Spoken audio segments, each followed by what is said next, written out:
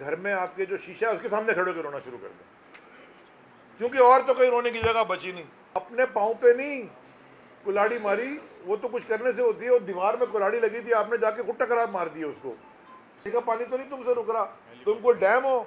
हाँ, तुम मगरमच्छ की तरह खाद हो जाते हो लेकिन इतना पानी नहीं पी सकते। वो छत पे नजर आती है, टीवी खोलते हैं तो टीवी पे नजर आती है, रात को आंख बंद करके सोते हैं तो ख्वाब में भी शिकस्त नजर आती है। शहबाज शरीफ, तुमसे सवाल पूछना चाहता हूं, इस्तीफा मॉरल अथॉरिटी खो चुके हो, तो इस्तीफा इज्जत से खुद दोगे या फिर जिनको न्यूट्रल रहना है वो जानिबदार हो जाते हैं, जिनको जानिबदार रहना है वो न्यूट्रल हो जाते हैं। 146 यूनियन काउंसिल्स में जो कराची में है, 241 पे तहरीक इंसाफ के पैनल्स उतरे हैं। बल्ले के निशान आपको मिलेगा। कैंडिडेट को छोड़ें, जो कैंडिडेट है वो इमरान खान का टाइगर है और वो इलेक्ट होके आपकी खिदमत करने के लिए तैयार है। नहीं करेगा तो पार्टी के अंदर एक पूरा सिस्टम है जो कि वो डिलीवरी कराता है, जो हमने फेडरल गवर्नमेंट में भी किया है। बड़े सारे वजीर आए गए, ये वो एक पूरा सिस्टम है बना हुआ परफॉर्मेंस का। आपने ना जैसे पंजाब में हुआ, उनकी एक कामयाबी की एक वजह थी कि सब निकले वोट देने और जल्दी निकले, और सुबह से ही इन्होंने जाके यानी कि सुस्ती नहीं की, सुबह सुबह जाके वोट उन्होंने अपना कास्ट किया।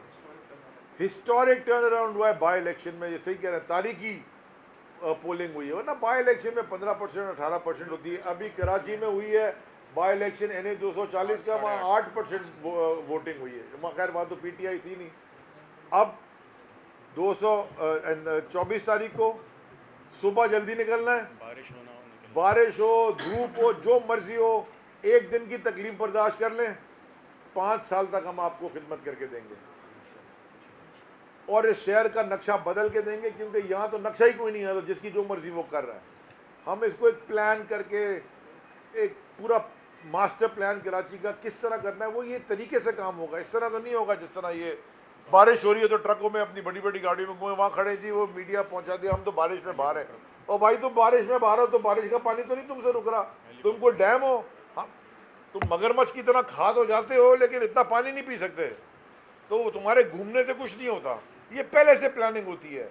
नाले तुमसे साफ नहीं होते, यानी कि फेडरल गवर्नमेंट आके आपकी औरंगी नाला और गुज्जर नाला और महमूदाबाद नाला वो साफ भी करे, रिटेनिंग वॉल भी बनाए, रोड भी बनाए, इंक्रोचमेंट्स भी हटाए, SDG फंड से सारे इलाकों में पेविंग भी कराए, पानी की लाइनें भी दे, गटर लाइन भी साफ कराए।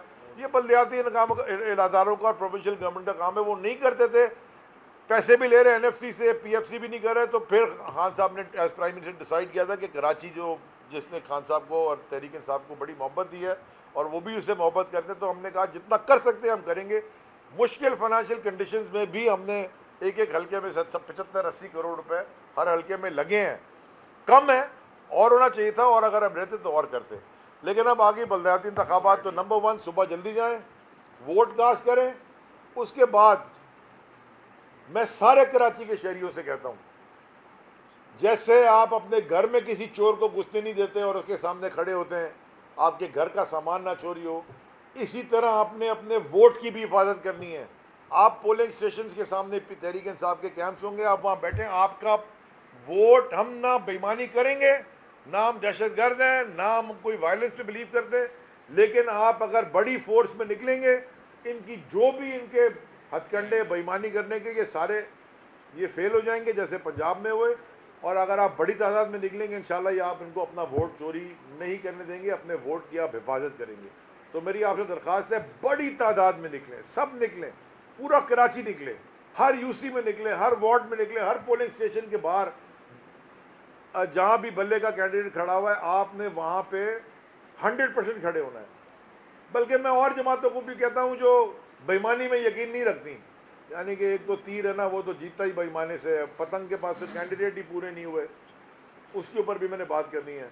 लेकिन एक जमात इस्लामी भी इलेक्शन लड़ रही है, उनको भी उनसे भी मेरी दरख्वास्त है, वो भी अपने लोगों वहाँ खड़ा रखें, नजरिए के ऊपर वोट पड़ेगा इंशाअल्लाह, लेकिन बेईमानी ना हम करेंगे ना किसी को करने देंगे। दूसरा एक बड़े मजे की बात हो रही है जी, 19 तारीख यानी कि कल इलेक्शन कमीशन ऑफ पाकिस्तान में ये पहुंच रहे हैं। सिंध गवर्नमेंट भी इनके साथ है, वसीम अख्तर साहब भी हैं, यानी कि तीर और पतंग दोनों वहाँ पहुँच रही है। और वो कह रहे हैं कि जी जब तक अमेंडमेंट ना हो तो इलेक्शन नहीं होने चाहिए। मुझे ज़रा ये बताएं कि ये पिटिशन सुप्रीम कोर्ट में तहरीक इंसाफ ने कई दिन से डाली, उन्होंने हाई कोर्ट भेजी, अब हाई कोर्ट से वापस सुप्रीम कोर्ट चले गए। करना किसने है ये काम? ये तो केस, बाय द वे, ये जो केस का फैसला आया था आर्टिकल 140A के तहत इख्तियारात को डिवॉल्व करने का, जरा मुझे पानी मंगा देना, उसको आगे भी 5-7 महीने हो गए। तो वो तो डायरेक्शन है सुप्रीम कोर्ट की, उस डायरेक्शन के ऊपर सिंध गवर्नमेंट ने अमल नहीं किया, यानी कि सिंध गवर्नमेंट आज कंटेम्प्ट में खड़ी है। 6 महीने तो कंटेम्प्ट में इसलिए खड़ी है कि जो फेज 1 हुआ बल्दियाती इंतखाबात का, उसमें तो ये अमेंडमेंट नहीं थी। तो क्या लाड़काना के लोग और सक्कर के लोग और नवाब शाह के लोग और मीरपुर खास के लोग डिजर्व नहीं करते? वहाँ जो भी इलेक्ट होके आए हैं लोग, वो डिजर्व नहीं करते कि उनके पास भी इख्तियारात हों? वो पाकिस्तान का हिस्सा है, इसी सूबे का हिस्सा है, वो आपने इलेक्शन क्यों कैसे करवाए? और अब आपकी तैयारी नहीं है और आपको शिकस्त नज़र आ रही है। सुबह उठते हैं तो आपको छत पे नज़र आती है, टीवी खोलते हैं तो टीवी पे नज़र आती है, रात को आंख बंद करके सोते हैं तो ख्वाब में भी शिकस्त नज़र आती है। अब आप भाग रहे हैं। आपने तो कैंडिडेट ही पूरी नहीं खड़े किए, यानी कि MQM जो ठेकेदार बनती है शहर की, उसने तो कैंडिडेट ही को 175 यूनियन काउंसिल में खड़े किए 246 में से, वो वैसे ही फेल हो गए। इधर हैदराबाद में भी उनके पूरे हैदराबाद में 160 यूनियन काउंसिल में हमारे 129 के ऊपर कैंडिडेट्स खड़े हैं। इनके तो इतने वो कैंडिडेट वहाँ भी नहीं खड़े हुए। अब जब इनके साथ इनको कैंडिडेट ही नहीं मिल रहा है तो अब ये बहाना कर रहे हैं उधर जाके ना मुहिम इनकी चली है ना कुछ पता। अब ये कह रहे हैं कि जी इलेक्शन डिले हो जाए। हम सुप्रीम कोर्ट में गए हैं इलेक्शन डिले कराने नहीं। हमने पहले कहा था, फेज 1 से पहले हमने कहा था कि इलेक्शन होने चाहिए, नहीं होने चाहिए जब तक आप 140A की इम्प्लीमेंटेशन ना करें। लेकिन जब आपने फेज 1 करा लिया और अंडर प्रोटेस्ट हमने लड़ा और जो भी आपने किया तमाशा सारे दुनिया के पाकिस्तान की स्क्रीन ने देखा, अब आप फेज 2 भी कराएं। जो हम तो तैयार बैठे हैं इलेक्शन के लिए, आप भाग रहे हैं इलेक्शन से। दोनों जमातें भागना चाहती हैं। आप सूबे सिंध में 15 साल से जरदारी माफिया बैठ के इधर रूल कर रही है, अब भागने के क्या चक्कर है? लड़े इलेक्शन, आप बिल ले आए, कल ले आए असेंबली में बिल। हमने तो अपना प्रोफॉर्मा दिया हुआ है और ये तो आप पार्टनर्स हैं दोनों। वो हमारे दोस्त हैं अमीन उल हक साहब, हमारे साथ बड़े साल कैबिनेट में भी बैठे रहे, मिनिस्टर ऑफ इंफॉर्मेशन टेक्नोलॉजी जब भी थे एंड टेली कम्युनिकेशन, आज भी IT के मिनिस्टर हैं, हमारे साथ भी थे। यानी कि हालात उनके ये हैं कि जो ओवरसीज़ पाकिस्तानी की जो वोटिंग का जो पूरा प्रोग्राम था वो उनकी मिनिस्ट्री में लिखा था और उन्होंने हमारे साथ खड़े होके असेंबली के अंदर वो बिल पास कराया था खुद। तो एक हफ्ते बाद वो कहते हैं जी वो हो नहीं सकता। वो भैया आप 3 साल तक क्या कैबिनेट के साथ आप गलत बयानी कर रहे थे? झूठ गलत मैं नहीं बोलना चाहता, आप मिनिस्ट्री ऑफ इंफॉर्मेशन टेक्नोलॉजी का काम था, वो गलत बयानी तो नहीं कर रहे थे आप, आपने असेंबली में खड़े होकर कहा है। तो वापस क्यों चले गए इसके ऊपर ओवरसीज़ पाकिस्तानी की वोट? वो खैर वो फरमा रहे थे 1-2 दिन पहले, मुझे बड़ा अफसोस हुआ ये सुन के कि जी हम रोएं तो किसके सामने जाके रोएं। इसका जवाब मैं आपको आज दे देता हूँ, मैं आज आपको दे देता हूँ जवाब। अमीन भाई, मौदबाना और बड़े आजिज़ी से मैं अर्ज़ कर रहा हूँ आपको, आपके घर में आप शरीफ आदमी हैं, मेरी आपसे बड़ी चीज़ सलाम अलैक है।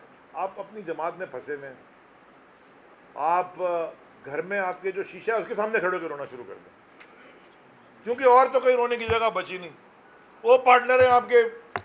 ये आपने इस रिजीम चेंज में आखिरी वक्त तक हम आपको कहते रहे, पहले रीज़न बता दें, कोई रीज़न तो बता दें कि आप क्यों जा रहे हैं छोड़ के। हम आपके पास गए, मैं उस हर कमेटी की हर मीटिंग में था, ज़ाती तौर पे मौजूद था खुद। नहीं जी आपने महंगाई कर दी, आपसे महंगाई कंट्रोल नहीं हुई। ये कर ली महंगाई कंट्रोल आपने, दफ्तर खुल गए आपके। वो ये भी बड़े मजे की बात है, मैं पहले भी मैं याद दिला दूं, गवर्नर आ गया, एडमिनिस्ट्रेटिव सियासी लगाने थे आपने हैदराबाद कराची में, मिल गए। लापता कारकुनान आपके मिल गए, दफातर आपके खुल गए, वजारतें आपको मिल गई सिंध में। वो 90 तो खैर छोड़ो, दफा नहीं होगी, मेरा कहने का मकसद है कि आपने तो अपने पाँव पे नहीं कुल्हाड़ी मारी, वो तो कुछ करने से होती है, वो दीवार में कुल्हाड़ी लगी थी, आपने जाके खुद टकरा मार दिया उसको।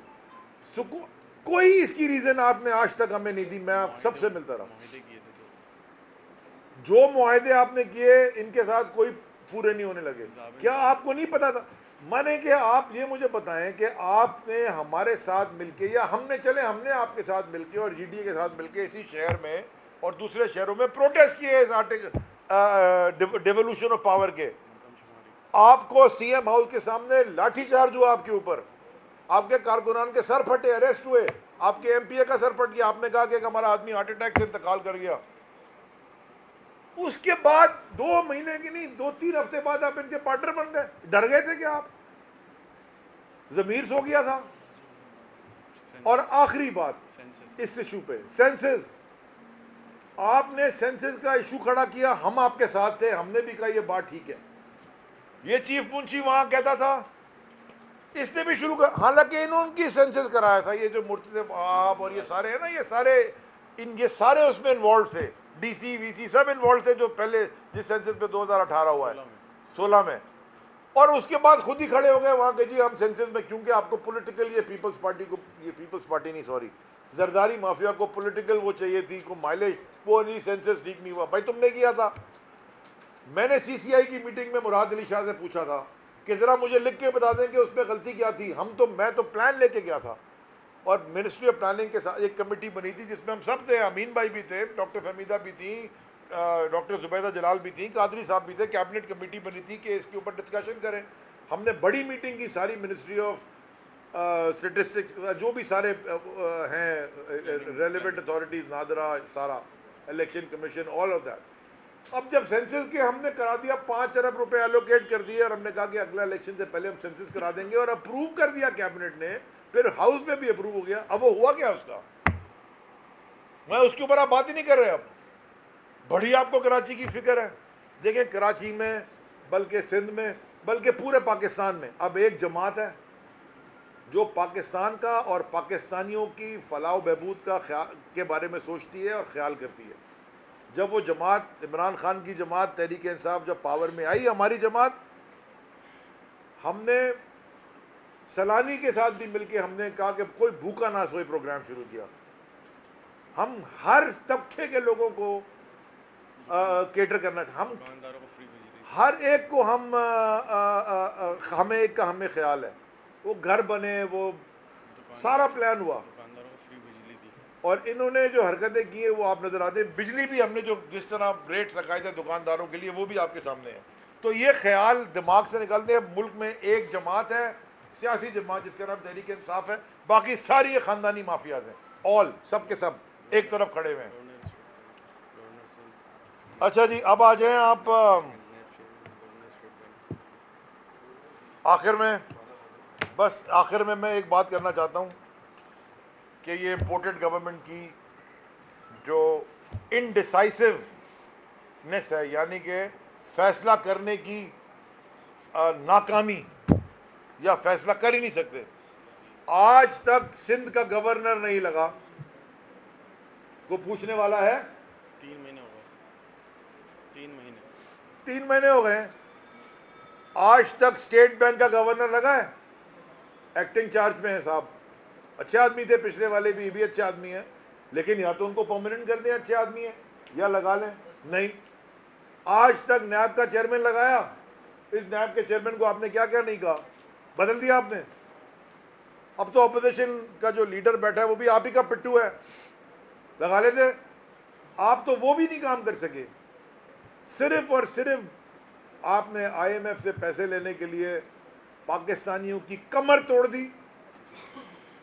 पेट्रोल की कीमत आसमान पर चढ़ा के, एनर्जी की कॉस्ट आसमान पर चढ़ा के, इन्फ्लेशन करा के, ऊपर से लोड शेडिंग करके कराची में मिफ्ता 350 मेगावाट हमने दी थी एक्स्ट्रा, ताकि कभी इस शहर में बिजली की लोड शेडिंग कम हो और ट्रेड बढ़े, वो भी तुमने बंद कर दी। अब जो तुम्हारे साथ इंशाल्लाह हाल होगा, ये सारी जमातों का, ये मुझे अब डर है और खदशा है। और इस बात पे मैं इख्तिताम करूँगा 2 बातों का, एक सवाल है और एक खदशा है। खदशा मुझे ये है कि जल्दी से आपको बड़े बड़े लीडरान की कमर में दर्द नजर आएगा, किसी के हाथ में लाठी नजर आ जाएगी, ऐसे ऐसे ओ हो मुझसे चला नहीं जा रहा, कोई व्हील चेयर पे आ जाएगा, किसी को कोविड हो जाएगा, को पता नहीं क्या हो जाएगा, कोई सारी दुनिया की बीमारियां भी हो जाएंगी। और ये सारी वो बीमारियां होंगी जिसका पाकिस्तान में तो क्या लंदन में भी कोई इलाज नहीं है। जैसे पाकिस्तान में तो क्या लंदन में कोई प्रॉपर्टी नहीं थी ना, अब इनका इलाज ही नहीं होगा। तो ये बोलेंगे जी पता नहीं एक दुनिया में मुल्क है अमेरिका वहाँ इलाज है, या लंदन के एक अस्पताल, पूरे दुनिया में बस वही अस्पताल करता है इलाज, क्योंकि इनकी प्रॉपर्टियाँ वहाँ हैं और ये सारे वहाँ भागने की तैयारी करेंगे। नंबर 2, मैं शहबाज शरीफ तुमसे सवाल पूछना चाहता हूँ, इस्तीफा मॉरल अथॉरिटी खो चुके हो, तो इस्तीफा इज्जत से खुद दोगे या फिर के बाद देखें क्या होगा। और आखिरी बात फिर मैं कह रहा हूँ मीडिया वाले रिकॉर्ड कर ले ताकि मेरा बाद में मजाक उड़ाएं। अल्लाह के शुक्र है इज्जत रख लेता है वतू से मंतशा वजल मंतशा।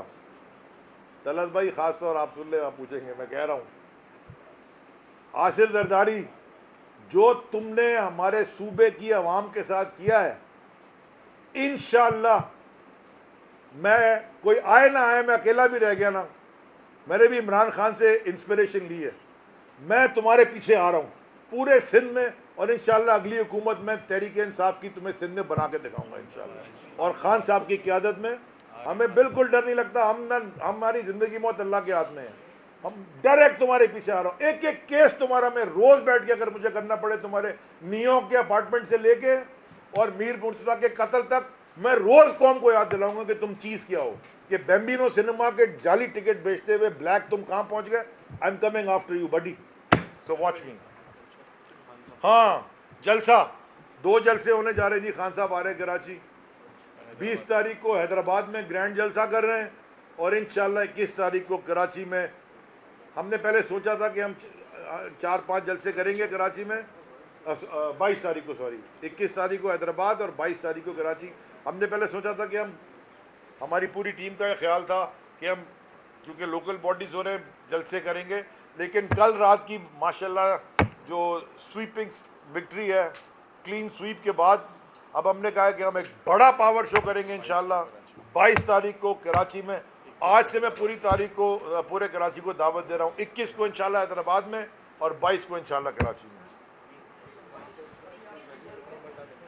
जिला पर 21 और 22, 21 को हैदराबाद और 22 को कराची, तस्वीर कर लें, 21 को हैदराबाद और 22 को कराची, 21 को हैदराबाद और 22 को कराची। जन्नत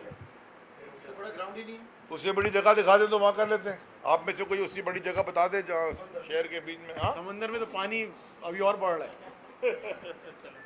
बारिश से जी।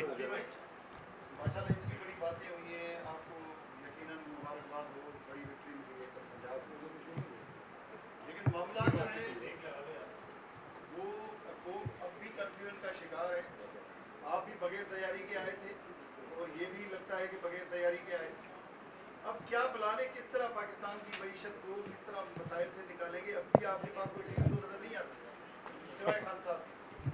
अच्छा जी, मैं पहले एक आपके सवाल का जवाब देने से पहले एक मैंने कल ट्वीट भी किया था, मैं एक दोबारा कह देता हूँ क्योंकि अच्छी चीज़ होती है, तबलीग करने मिल जाता है। मौला अली का कॉल है कि तुम्हारी ज़िंदगी 2 दिन के ऊपर मुश्तमिल है, एक दिन जो तुम्हारे हक़ में है और एक दिन जो तुम्हारे ख़िलाफ़ है। जो दिन तुम्हारे हक़ में है उस दिन गुरूर नहीं करना। तो हम अल्लाह पाक के सामने अपना सर झुका के शुक्र करते हैं ह्यूमिलिटी से कि उसने हमें इज़्ज़त दी। वतुज़ मंतशा वतुज़िल्ल मंतशा मैंने शुरू में कहा था। और दूसरा, जो दिन तुम्हारे ख़िलाफ़ है उस दिन सब्र करना। तो ये मुझे बताएं, इमरान खान की ज़िंदगी का तज्ज़िया करें अगर आप, तो इमरान खान ने अपनी ज़िंदगी में बड़ा सब्र किया है। 22 साल की जद्दोजहद है, हर चीज़ में चैलेंजेस आए, ऊंच नीच आई, उन्होंने हर चैलेंज को लिया, सब्र करके मेहनत करके अपने ईमान को ताज़ा रख के वो आगे लेके गए। जहाँ तक आपने सवाल पूछा है कि हमारी टीम नहीं है, ये वही टीम थी जो 6% ग्रोथ छोड़ के गई थी, ये वही टीम थी जो पाकिस्तान की तारीख का सबसे ज़्यादा टैक्स कलेक्शन करके गई। और केक ये काट रहे थे खड़ा होकर, मिफ्ता अपना खुद टैक्स चोर है और मनी लॉन्ड्री करता है। ये वही टीम थी जो जिसने पाकिस्तान की एक्सपोर्ट सबसे ज़्यादा बढ़ा दी। ये वही टीम थी जिसके अंडर पाकिस्तान की फॉरेन रेमिटेंस रिकॉर्ड हाई पे चलेगी।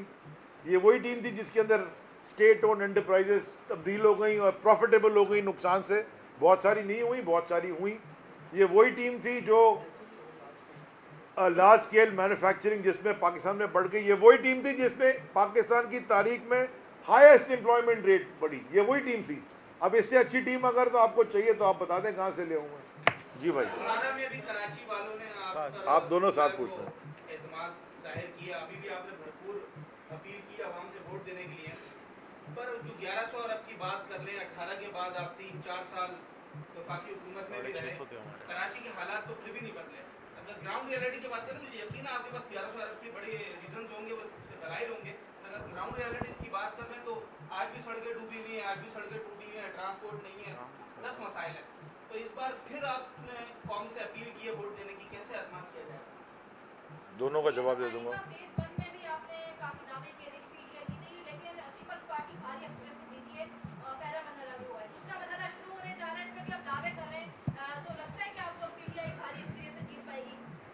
पहले आपके सवाल का जवाब दे देता हूँ। मुझे ज़रा बता दें कि फेज़ 1 में मैंने कहाँ बैठ के दावा किया था कि हम जीतेंगे। मैंने ना बता दें मुझे, कोई मेरी प्रेस कॉन्फ्रेंस, कोई ट्वीट ही बता दें। मैंने ये कहा था फेज़ 1 ये इब्तदा है, इंतहा नहीं है। सिंध में हमने कदम रखा है, पहली दफ़ा हमारे इतने कैंडिडेट्स खड़े हुए हैं तारीख में पीटीआई की, उन 4 ज़िलों में कभी भी नहीं खड़े हुए। अल्लाह के करम से हम सक्खर में भी कुछ हमने यूसीज निकाली हैं, नवाबशाह में भी निकाली हैं, मीरपुर ख़ास में भी निकाली हैं, और उमरकोट में भी, और लाड़काना में भी अमीर बख्श भुट्टो साहब के पास वहाँ से भी हम जीते हैं। बहुत सारे ना जीते, लेकिन हमारा फुटप्रिंट आ गया है। दादू में आज हम 20 से ऊपर, अभी जो ये फेज़ 2 है, अनकंटेस्टेड आ चुके हैं। हाँ, पीपल्स पार्टी भी आई है, लेकिन वो उनका गढ़ है, सीएम वहाँ का है, लेकिन हम वहाँ 20 अनकंटेस्टेड हम आ चुके हैं।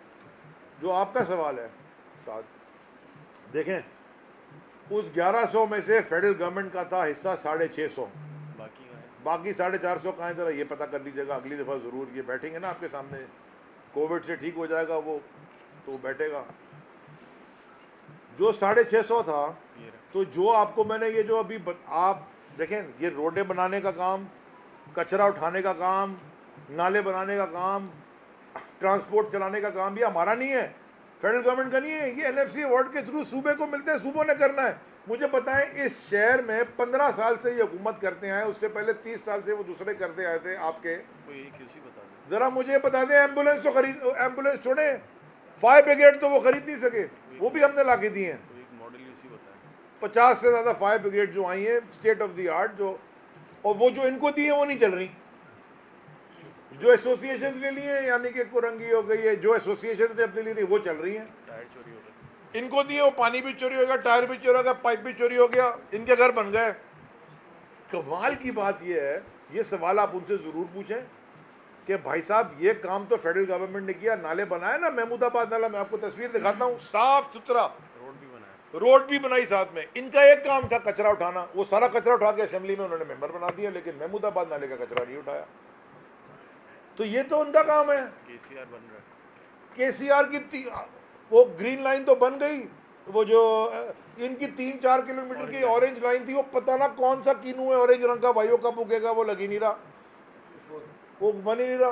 कब से बना रहे हैं, अब बनने वाला है, बनने वाला अगले हफ्ते। कौन सा अगला हफ्ता है भाई, 15 साल हो गए ये नहीं बन के। बसें इन्होंने अब लाए हैं, कोई ये 5-7-10 कितनी बसें लाल रंग की, 240 पे चल कितनी रही है रोडों पे, हाँ, तो वो ये चल कितनी रही है, हाँ 30-35। मैं नहीं कह रहा, आप कह रहे, मैं तो गिननी छोड़नी, क्योंकि मैं इतनी, मैं इससे ज़्यादा दफ़ा तो नासिर भाई मेरे दोस्त हैं, इससे ज़्यादा दफ़ा जितनी वो बसें आई हैं ना, इससे ज़्यादा दफ़ा वो टीवी पे बैठ के वादा कर चुके कि आ रही हैं, आ रही है, आ रही है। कितनी आनी थी वो, इतने से ज़्यादा जितनी आई उससे ज़्यादा वादा कर चुके हैं। हर वादे की एक बस ले आते यार, तो पूरे सिंध का मसला ख़त्म हो जाता। अच्छा, केसीआर हम करके दें, K4 हम करके दे रहे हैं, यानी कि फेडरल गवर्नमेंट इमरान, और अगर रुक जाते तो दूसरा जो प्लान था वो और बड़ी चीज़ें चेंज हो जाती। देखिए, कराची ने इमरान खान को, तहरीक इंसाफ को मोहब्बत दी है, और ये पता है चेयरमैन इमरान खान साहब को और प्राइम मिनिस्टर, मैं तो सब कहते हैं ना, एक ये आजकल एक्स बड़ा चल रहा है, एक्स, ओ भाई एक्स नहीं, नेक्स्ट प्राइम मिनिस्टर को आप ऐसी तलत एक्स कर रहा होता है।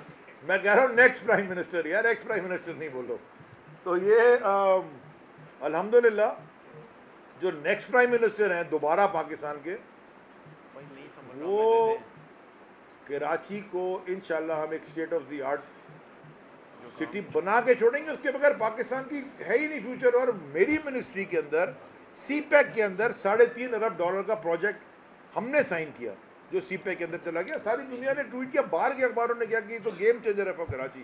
ये जो बैक वाटर्स ऑफ केपीटी में जो जहाँ कीचड़ है, सॉरी वो जो नहीं वो जो पूरा एक कराची कोस्टल डेवलपमेंट जोन बन रहा है, वो उसके ऊपर उन्होंने काम ही रोक दिया है। भाई आपका उसमें पैसा भी नहीं लग रहा, कुछ भी नहीं। वो चाइनीज कह रहे हैं हम आके बनाएंगे, $3.5 अरब लगाएंगे, हम पोर्ट भी बना देंगे, एक्सपेंशन, वो कोई काम ही नहीं उस पर हो रहा। तलत भाई, जश्न मनाया जा रहा है कि पंजाब के ज़मीनी इलेक्शन पीटीआई ने जीते हैं, तो एक जानबदार जो इलेक्शन कमीशन है, हमेशा से इमरान खान के बयानी में ये बात रही है कि वो जानबदार है, तो उसकी सरप्राइज में कराए गए इलेक्शन को आज किस तरह से आप लोग खुशियाँ मना रहे हैं कि हम जीते हैं। उसको दूसरा ये तजिया निगार ये कहते हैं कि जो नून लीग है उसकी स्ट्रेटजी जो थी वो ये गलत थी कि जो लोटे हैं उनको टिकट दिए। तो आपका मौक़िफ़ इस हवाले से, दोनों सवालों के हवाले से। देखें, दूसरे सवाल का जवाब ये है कि PML नून इन्होंने लाए पहले राजून, उनकी स्ट्रैटेजी आप उनसे पूछे, मेरा क्या काम है, मुझसे थोड़ी कहा था टिकट दो। नंबर 1, हमसे तो पूछ के टिकट नहीं दिया। और जो आपने क्या, मैंने तो आपसे पहले कह दिया, पाकिस्तान की सारे चोर और सारी फोर्सेज एक तरफ, इमरान खान और तहरीक इंसाफ एक तरफ, अल्लाह ने जताया। तो ये तो बड़ा आसान है, जल्दी से। अब वह इलेक्शन कमीशन भी उनके साथ बायस है ना, हम तो कह रहे हैं, इसमें चुनने किया। और कल जो सेलिब्रेशन थी ना पंजाब वाली, वो यहाँ की प्रैक्टिस थी, क्योंकि इंशाल्लाह 24 को भी होगी और 27 को महमूद मौलवी जब जीतेंगे दोबारा होगी। लास्ट ये आपको वक्त बताएगा, लेकिन हम तो ऐसे इस्तीफा दे के बैठे अगले इंतखाबात। जब आप इलेक्शन हारते हैं, वही वाला जो मेरा जवाब था 2018 वाला, 2018 में कहते थे कि हमें लाया गया, अभी कह रहे हैं तो हमारी आने वाले इंतखाबात में आप क्या कहेंगे? इंतखाबात से ये पैगाम जा रहा है कि 20 सीटें हमारी गई हैं, 20 सीटें तहरीक इंसाफ जीती थी, तो वो 20 सीटों में से वही हमारी सीटें हमें वापस मिली हैं। तो मेरा कहने का मकसद, मैं आपसे बिल्कुल सिंपल बात ही करना चाहता हूँ, आसान अल्फाज में आपको समझा दूँ। कल भी ये किसी ने सवाल पूछा था, गवर्नर साहब ने जवाब दिया, मैं भी आपको आसान अल्फाज में जवाब दूँ। देखें, इदारों का काम होता ही न्यूट्रल रहना है, नॉन पॉलिटिकल रहना है। लेकिन पाकिस्तान में क्या मौलवी तमीज़ुद्दीन खान केस से लेके जनरल परवेज़ मुशर्रफ तक इदारे न्यूट्रल तो नहीं रहे ना, कहीं ना कहीं उनका फुटप्रिंट रहा है। ये हमारी पाकिस्तान की डायनामिक्स हैं, इस डायनामिक्स को चेंज होना पड़ेगा। मैंने एक दिन कहा भी था कि जिनको न्यूट्रल रहना है वो जानिबदार हो जाते हैं, जिनको जानिबदार रहना है वो न्यूट्रल हो जाते हैं।